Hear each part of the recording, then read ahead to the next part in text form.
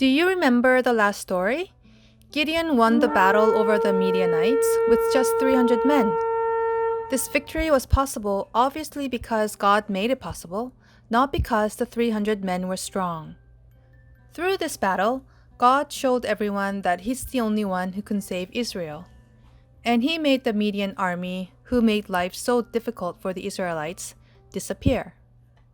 Now, Israel was powerful enough to even rule over the Midianites if they wanted to. One would think that Israel would now have some time of peace and quiet. But if you read Judges chapter 8 today, we can see that a sudden change happens in Israel. When Gideon destroyed the idols as commanded by God, he did so at night because he was afraid to be seen by people. But by the time he attacked the Midianite army, he was a completely different person. He fiercely took revenge on those who didn't help him.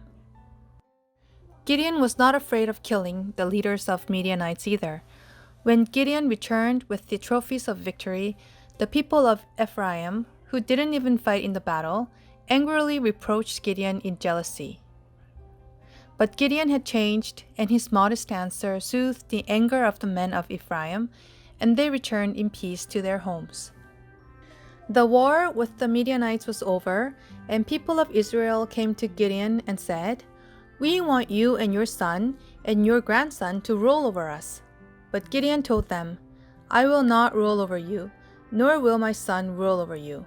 The Lord will be your ruler." What a fantastic thing to say! Only someone who obeys and follows God's command and words would confess something like that. However, Gideon ended up doing something outside of God's command. Gideon asked people to give him a gold earring, and people gladly gave it to him. The gold earrings weighed more than 20 kilograms. Gideon used the gold to make a holy vest, which he put in his hometown of Ophrah.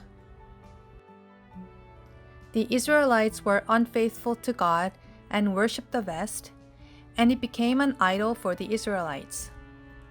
Afterwards, Gideon had too many wives and too many children. He even had a son whose name meant, "My father is king." So in the end, Gideon was worshipped by people, and him and his sons ended up ruling Israel. It would have been nice had Gideon remembered that only God rules over himself and Israel, just like what he said. But unfortunately, Gideon was too intoxicated by his own powers and wealth that he forgot who rules over himself and Israel. So this story tells us that we must reflect on Gideon and to remember that God is the only one who can rule over us.